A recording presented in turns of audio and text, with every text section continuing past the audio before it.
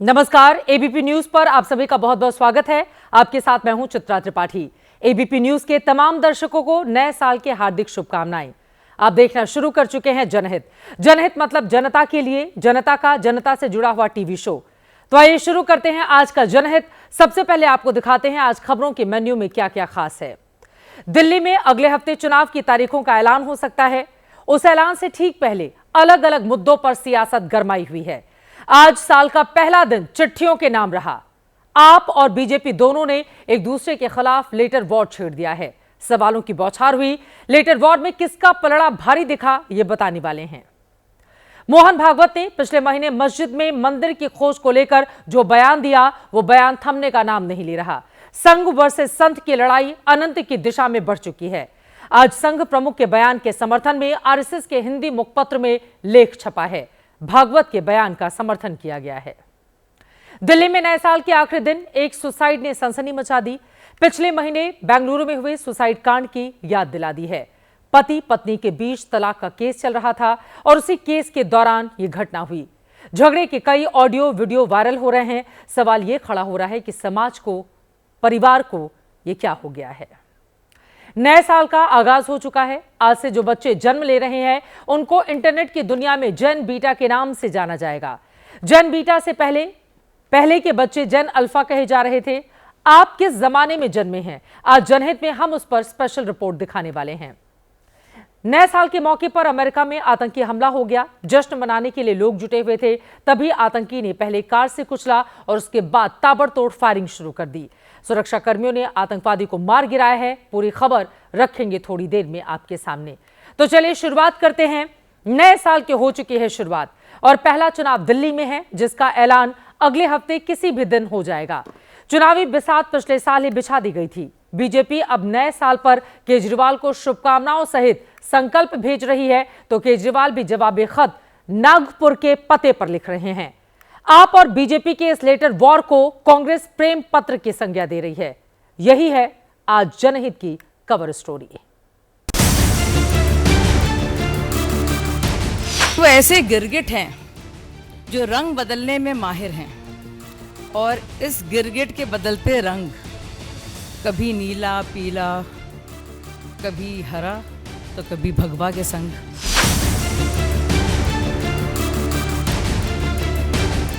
दिल्ली के दंगल में गिरगिट की एंट्री हो गई है। रंग बदलने की कला में निपुण गिरगिट की तुलना बीजेपी ने आप संयोजक अरविंद केजरीवाल से की है। आपकी कथनी और करनी में अंतर की लंबी फेहरिस्त निकालकर बीजेपी ने दिल्ली में आपके चुनावी वायदों का पोस्टमार्टम किया। फॉर्म किस बात का भरवा रहे हो भाई? You are the government, you are not the party who is aspiring for power. आप कांग्रेस पार्टी नहीं है जो फॉर्म भरवा रही थी, आप सत्ता में हैं। यहां पर बात सिर्फ पैसे की नहीं, बात तो सम्मान की भी है। ये वैसे ही हैं जिनके अंदर भक्ति नहीं है और पूजा की पुजारियों को देने की बात करते हैं, जैसे ये वो लोग हैं जो बगैर रोजा रखे रोजा अफ्तार करते हैं। बीजेपी ने पुजारी ग्रंथि योजना पर सवाल उठाए तो दिल्ली प्रदेश अध्यक्ष जमीन पर काउंटर करने पहुंचे। पहले उन्होंने नरसिंह हनुमान मंदिर और फिर शीशगंज गुरुद्वारे में माथा टेका। इसके बाद वीरेंद्र सचदेवा दिल्ली के गोल डाक खाना पहुंचे। 5 फिरोज शाह रोड पते पर चिट्ठी भेजने, जहां फिलहाल आप संयोजक अरविंद केजरीवाल रह रहे हैं। मौका नए साल का था। लगा चिट्ठी के अंदर शुभकामनाएं लिखी होंगी, लेकिन शुभकामनाओं के साथ बीजेपी ने केजरीवाल से 5 संकल्प लेने का आग्रह भी किया। मुझे विश्वास है कि आप अब कभी भी अपने बच्चों की झूठी कसम नहीं खाएंगे। आप दिल्ली की महिलाओं, बुजुर्गों, धार्मिक जनों की भावनाओं से झूठे वादे करके कर रहे खिलवाड़ को बंद करेंगे। आप दिल्ली में शराब को प्रोत्साहन देने वालों के लिए दिल्ली वालों से क्षमा मांगेंगे। अरविंद केजरीवाल के घर चिट्ठी पहुंची भी नहीं थी। उससे पहले ही आप संयोजक भी चिट्ठी लिख चुके थे, लेकिन उन्होंने दिल्ली नहीं, नागपुर के हेडगावर भवन के पते पर चिट्ठी लिखी। संघ प्रमुख से बीजेपी की शिकायत करते हुए पूछा, बीजेपी के नेता खुलकर पैसे बांट रहे हैं, क्या आरएसएस वोट खरीदने का समर्थन करती है? बड़े स्तर पर दलित पूर्वांचली के वोट काटे जा रहे हैं, क्या ये सही है? क्या आरएसएस को नहीं लगता बीजेपी जनतंत्र को कमजोर कर रही है? आरएसएस को अरविंद केजरीवाल की ये दूसरी चिट्ठी है। इससे पहले वो लोकसभा चुनाव के दौरान भी शिकायती चिट्ठी लिख चुके हैं। इन शिकायत पत्रों में कांग्रेस को केजरीवाल और संघ का प्रेम नजर आ रहा है।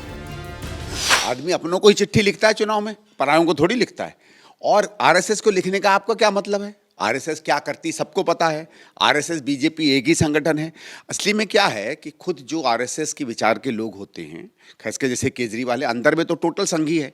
केजरीवाल भी बेचारा ऐसा फंस जाते हैं कभी कभी कि इनके अंदर का जो सही रूप है ना, वो बाहर निकल के आता है, जो चिट्ठी से आया। हालांकि कांग्रेस बीजेपी के पत्र को सामान्य राजनीतिक संवाद बता रही है और आपको निशाने पर ले रही है। कांग्रेस के इसी स्टैंड ने आपकी परेशानी बढ़ा रखी है और पत्र पॉलिटिक्स के जरिए दिल्ली के त्रिकोणीय मुकाबले की स्क्रिप्ट भी साफ साफ पढ़ी जा सकती है।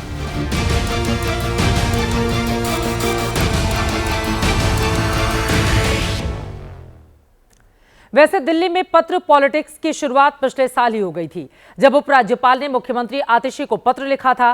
खत में भले ही आतिशी की तारीफ की गई हो, लेकिन केजरीवाल पर तंज ने आपको असहज कर दिया और अब आम आदमी पार्टी की ओर से भी एलजी के खिलाफ मोर्चा खोल दिया गया है। कमान खुद आतिशी ने संभाल रखी है, निशाने पर भारतीय जनता पार्टी है।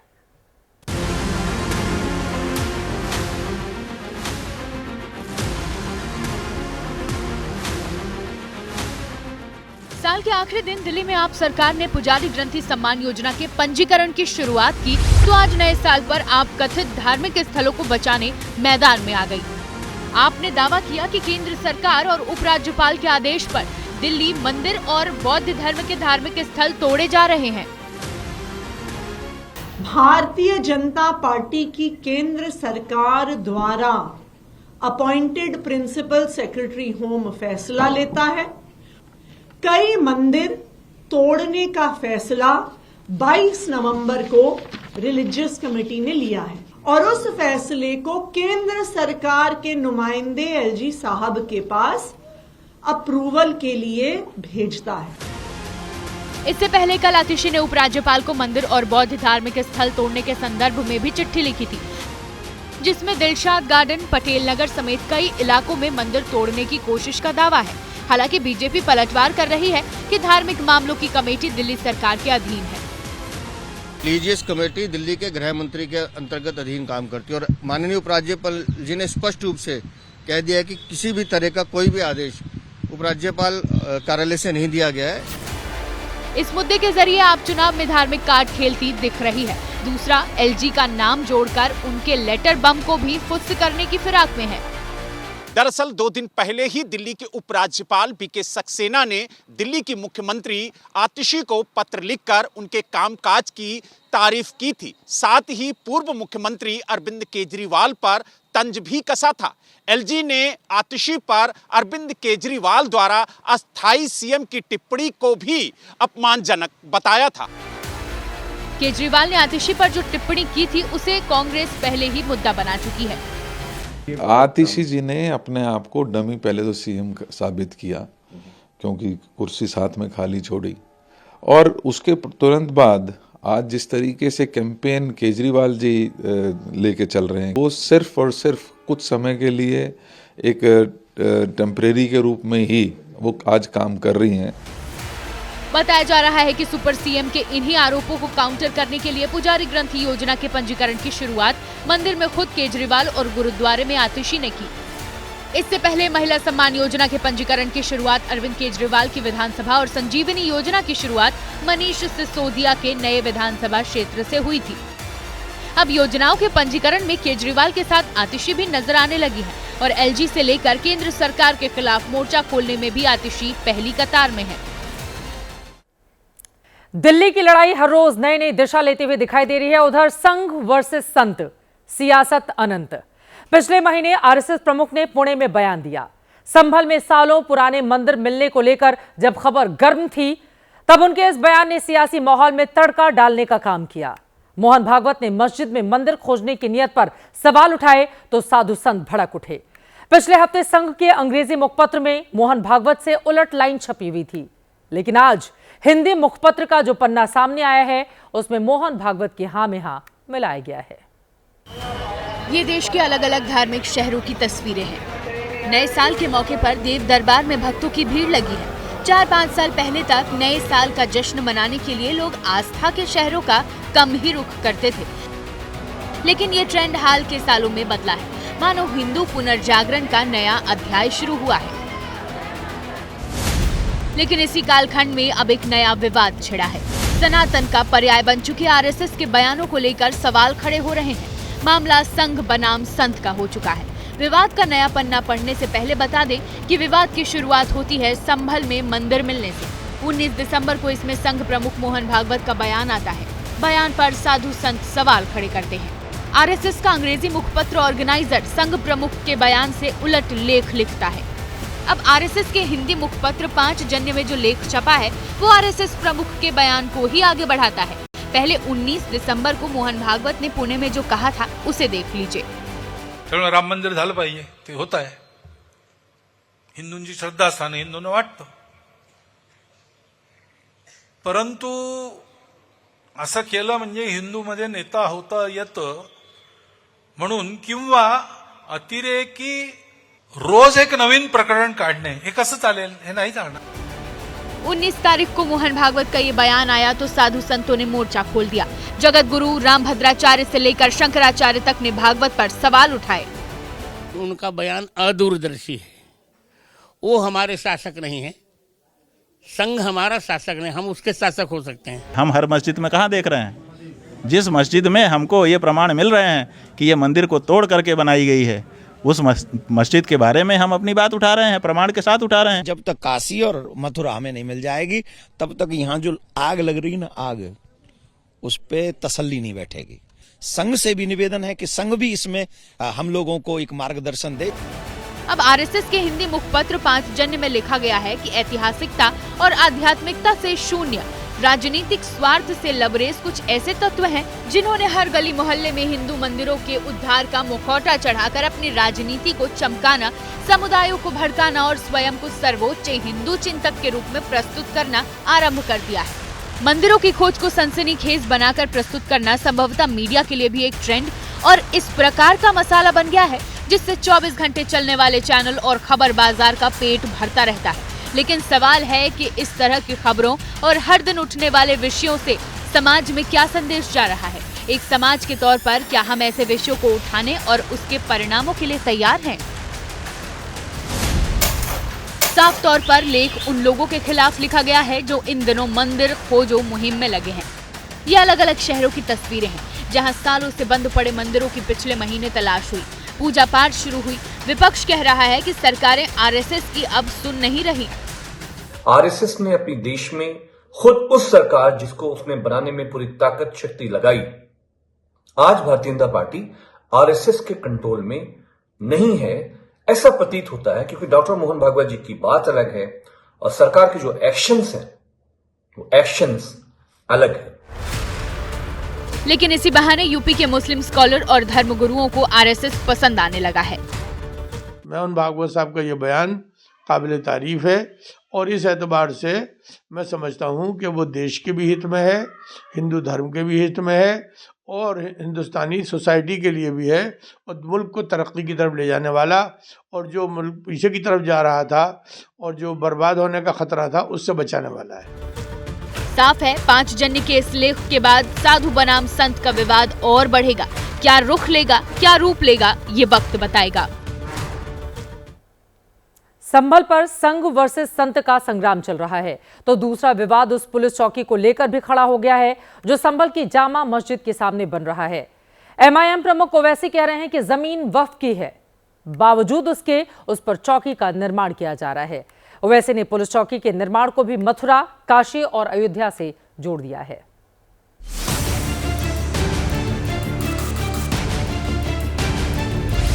संभल में जामा मस्जिद के सामने बन रही पुलिस चौकी का काम लेंटर तक पहुंच गया है और इसको लेकर विवाद भी उड़ान भर रहा है।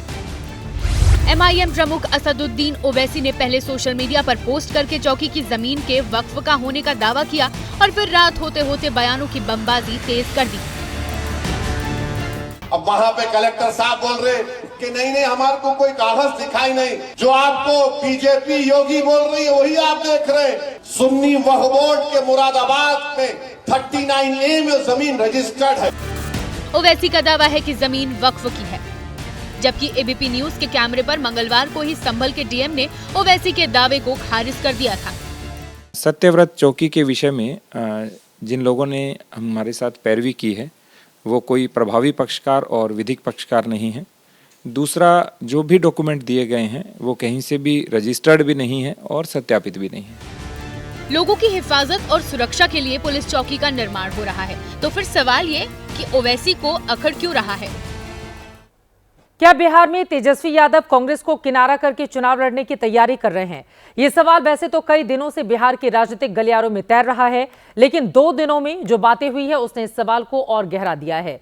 नए साल के पहले दिन कांग्रेस ने सीधे तौर पर आरजेडी पर उंगली उठा दी है। शुभ दिन है तो इस वक्त आज के दिन तो मछली का जतरा बनता है ना। तेजस्वी जी बिहार का मुख्यमंत्री बने, इसी संकल्प के लिए हम लोग आई मछली का जतरा के लिए लालू जी के यहाँ लाए हैं। हाजीपुर से केदार यादव बाल्टी में मछली लेकर लालू यादव से मिलने पहुंचे हैं। मकसद नए साल को शुभ बनाना और तेजस्वी को सीएम की कुर्सी पर बिठाना है। तेजस्वी जी बिहार का मुख्यमंत्री बने, इसी संकल्प के लिए हम लोग आई मछली का जतरा के लिए लालू जी के यहाँ लाए हैं। धार्मिक मान्यताओं में मछली दर्शन को शुभ माना जाता है। 2015 के चुनाव में रिजल्ट के वक्त समर्थक लालू के घर ऐसी ही बाल्टी में मछली लेकर पहुंचे थे। नतीजा पक्ष में आया था। इस साल फिर से बिहार में चुनाव होने हैं। आज से काउंटडाउन भी शुरू हो गया है। पटना में आरजेडी ने पोस्टर लगवाए हैं। तेजस्वी के चेहरे पर पूरा फोकस है। यंग सरकार का नारा दिया गया है। यहाँ तक तो सब कुछ ठीक लग रहा है, लेकिन इसके आगे की कहानी ये है कि महागठबंधन में सब कुछ ठीक नहीं है। कांग्रेस के साथ आरजेडी के रिश्ते तल्ख होते जा रहे हैं। तेजस्वी की माई बहन स्कीम, इंडिया का नेतृत्व, गठबंधन में सीटों पर दावा और बीपीएससी आंदोलन में राजभवन मार्च से आरजेडी की दूरी। पिछले महीने के 4 मुद्दे हैं। इन 4 मुद्दों ने आरजेडी और कांग्रेस के अलग होते रास्ते की नींव रखी है। कांग्रेस अब मुखर होकर बोलने लगी है कि हर आदमी के बुद्धि और विवेक पे चीजें चलती हैं। हम लोग बड़े दिल के लोग हैं, कांग्रेस पार्टी, और हम इन सब चीज़ों का ख्याल नहीं करते, अपनी राह बनाते हैं। हमारी राह बहुत साफ है। भारतीय जनता पार्टी से लड़ाई में हम अपनी लकीर खींचते चले जा रहे हैं, तो हम सब लोग साथ चल रहे हैं। इसमें कौन छूट रहा है, कौन आ रहा है, कौन अपनी राग अलाप रहा है, हमको इससे कोई मतलब नहीं है। गठबंधन की कहानी ये है कि कांग्रेस को बिना विश्वास में लिए लालू परिवार चुनावी फैसले ले रहा है। कांग्रेस 2020 की तरह 70 सीटों पर लड़ना चाहती है, लेकिन अंदर की खबर है कि लालू इसके लिए राजी नहीं है। राष्ट्रीय जनता दल की तरफ से पूरे महागठबंधन को एक सीधा संदेश दे दिया गया है। जब तेजस्वी यादव जी की ब्रांडिंग के लिए लालू जी को, राबड़ी जी को दरकिनार किया जा सकता है, तो कांग्रेस पार्टी की क्या राजनीतिक हैसियत है?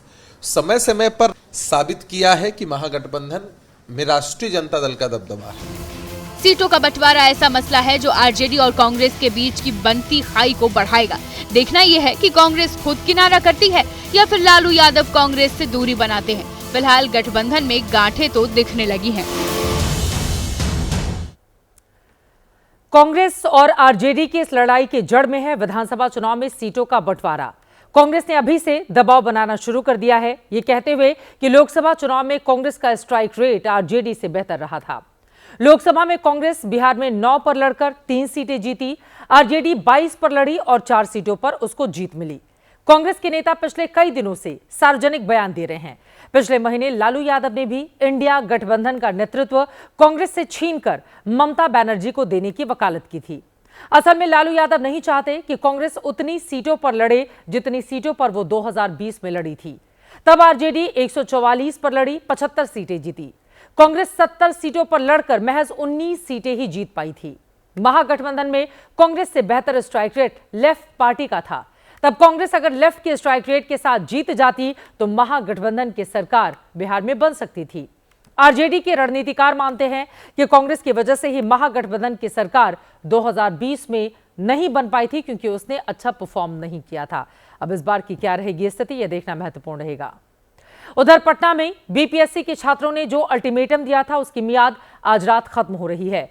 कल छात्र अपने आंदोलन को और धार दे सकते हैं। अब जब राजनीतिक दलों की सीधी एंट्री हो चुकी है तो माहौल बिगड़ने का अंदेशा है। परसों लेफ्ट ने सीएम हाउस के घेराव का ऐलान किया है।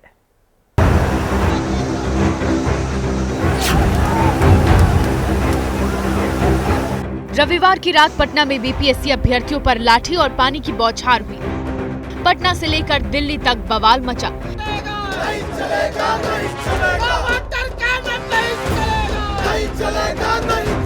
सवालों के घेरे में नीतीश कुमार की सरकार आई। इस घटना के अगले दिन यानी सोमवार को छात्रों के प्रतिनिधि मंडल ने मुख्य सचिव से मुलाकात की थी, अपनी मांगे बताई थी और जो मियाद दी थी वो आज रात खत्म हो रही है। फिलहाल छात्र सर्दी के इस मौसम पर सड़क किनारे टेंट लगाकर धरना प्रदर्शन कर रहे हैं, कंबल ओढ़कर रात बिता रहे हैं। नव वर्ष जो है हर्ष और उल्लास का प्रतीक है। अपने अपने घर में लोग मनाते हैं परिवार के साथ, और इस कड़कती हुई ठंड में हम एक छोटा सा पंडाल में यहाँ पे बैठे हुए हैं। हम लोग को भ्रम में रखा गया कि नॉर्मलाइजेशन को लेकर के बोली कि नॉर्मलाइजेशन का तो ऐसा कोई प्रावधान हम जिक्र ही नहीं किए थे। सवाल ये कि सरकार छात्रों की बात मानेगी या फिर नए साल में आंदोलन का नया राउंड शुरू होने वाला है। छात्रों ने जो मांग रखी थी उसमें परीक्षा में हुई गड़बड़ी की उच्च स्तरीय जांच, परीक्षा रद्द करके पूरी परीक्षा दोबारा कराने, लाठीचार्ज में शामिल पुलिस वालों पर कार्रवाई, दर्ज मुकदमों को वापस लेने, जिस छात्र ने आत्महत्या की उसके परिवार को मुआवजा देने की मांग रखी थी। सरकार का रुख क्या है ये अभी पूरी तरह साफ नहीं है। सरकार में मुख्य सचिव से बड़ा कोई अधिकारी नहीं होता है, और आपको क्या लगता है कि मुख्य सचिव के स्तर पर बात होना, खुले तौर पर जिनको जो कुछ कहना है आइए, ये सरकार का पारदर्शी तरीका नहीं है तो और क्या है। छात्रों पर हुए पुलिसिया जुल्म के खिलाफ बिहार की राजनीति भी गर्म है। अगर छात्रों का आंदोलन जारी रहा तो फिर लेफ्ट पार्टियों ने 3 जनवरी को सीएम हाउस घेरने का ऐलान कर दिया है, यानी उस दिन भी माहौल गर्म रहेगा। इससे पहले कल भी लेफ्ट और कांग्रेस के कार्यकर्ताओं ने राजभवन मार्च किया था। लाठीचार्ज की घटना को लेकर सियासत तेज है। सत्ता पक्ष में भी लाठीचार्ज की घटना को लेकर पुलिस से नाराजगी है। विपक्ष पहले से हमलावर है ही, चुनावी साल है। ऐसे में अगर सरकार ने इसे ठीक से हैंडल नहीं किया तो लेने के देने पड़ जाएंगे। फिलहाल 4 जनवरी को उस बापू सेंटर पर परीक्षा होनी है जहां पहले की परीक्षा रद्द की गई थी। उधर पूर्व प्रधानमंत्री डॉक्टर मनमोहन सिंह के निधन के बाद उनके समाधि को लेकर शुरू हुआ संग्राम अब भी जारी है। कांग्रेस लगातार केंद्र सरकार पर पूर्व पीएम की अनदेखी करने का आरोप लगा रही है। वहीं सरकार की ओर से पहले ही सफाई दी जा चुकी है और अब नई खबर भी निकलकर सामने आई है।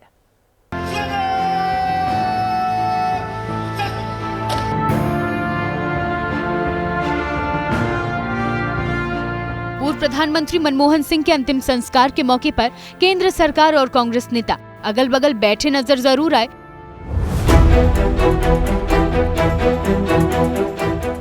लेकिन पूर्व प्रधानमंत्री की समाधि को लेकर दोनों के सुर एक से नहीं है। इस विवाद के बीच केंद्र सरकार अब सीधे पूर्व प्रधानमंत्री के परिजनों के संपर्क में है। सूत्रों के मुताबिक सरकार की तरफ से परिवार को स्मारक बनाने को लेकर कुछ विकल्प दिए गए हैं, जिसमें राष्ट्रीय स्मृति स्थल समेत कुछ और विकल्प भी हैं। परिवार की तरफ से स्मारक स्थल फाइनल करने के बाद ट्रस्ट बनाने की प्रक्रिया शुरू होगी।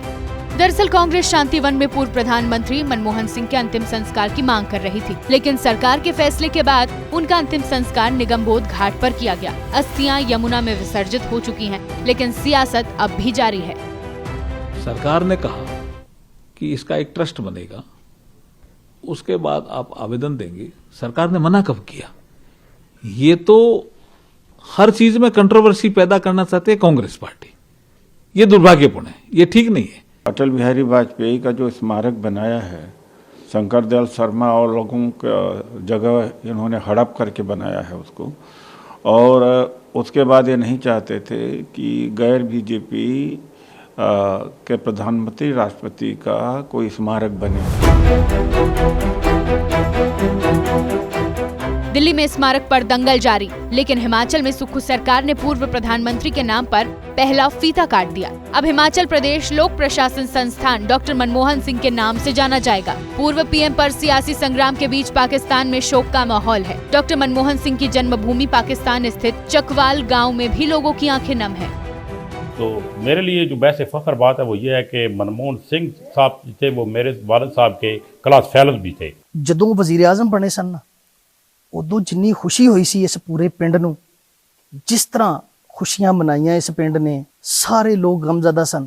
क्योंकि वो तो नहीं है, उनकी बच्चियां हैं, हम उनको दावत देते हैं, वो जब भी हैं वो उसको अपना अपना घर, आज भी अपना घर पाएंगे।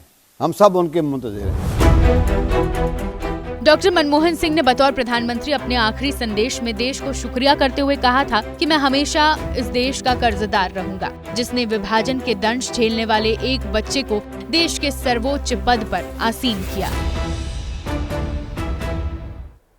पुनीत की खुदकुशी के बाद से बहस फिर तेज हो गई है, जो 9 दिसंबर को बेंगलुरु में अतुल सुभाष की खुदकुशी से शुरू हुई थी।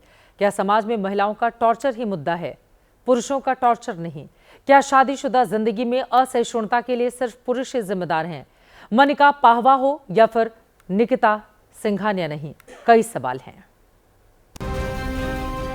दो पति दोनों ही अपनी पत्नियों से परेशान, दोनों का सुसाइड पैटर्न भी एक समान। पहले वीडियो बनाया, उसके बाद गले में फंदा लगाया। बैंगलोर में अतुल सुभाष और दिल्ली में पुनीत खुराना की खुदकुशी ने एक बार पुरुषों के घरेलू उत्पीड़न का मुद्दा चर्चा में ला दिया है।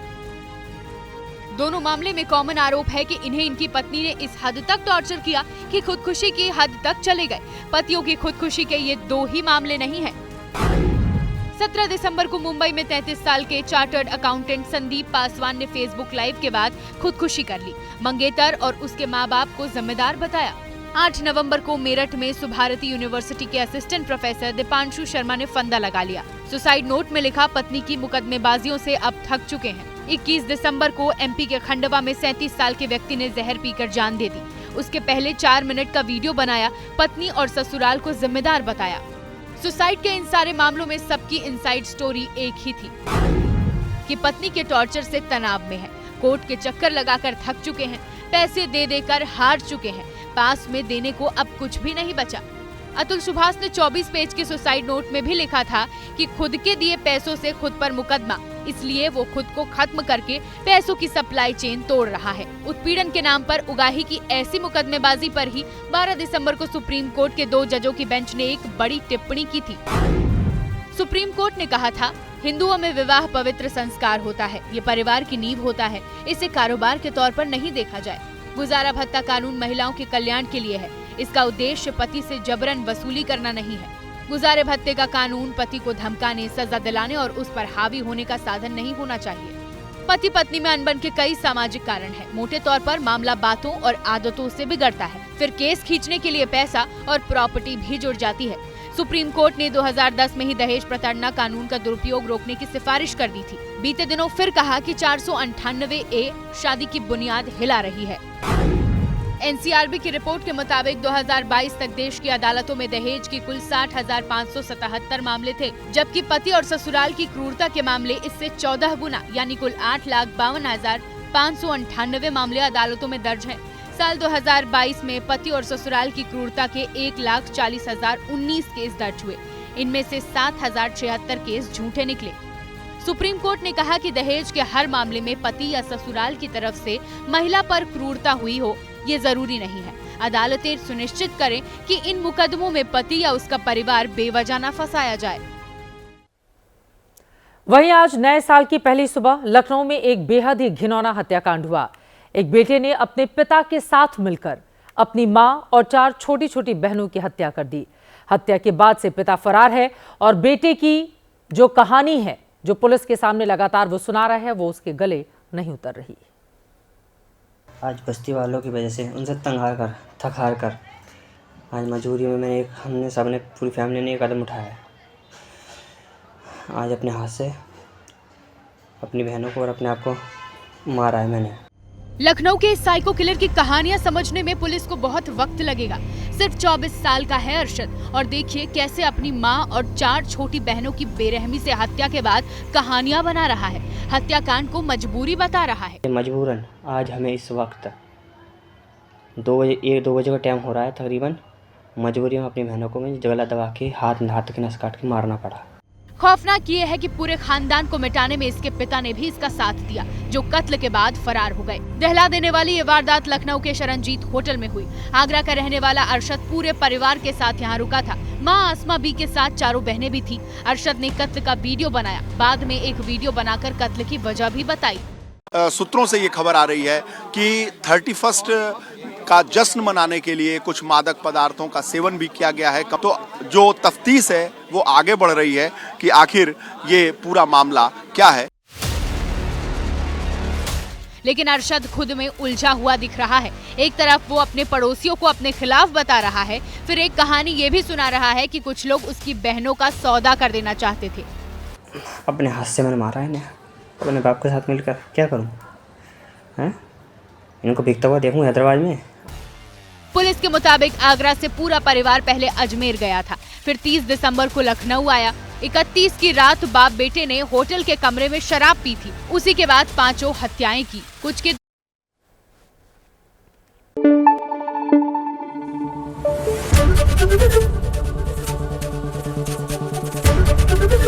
एबीपी न्यूज आपको रखे आगे।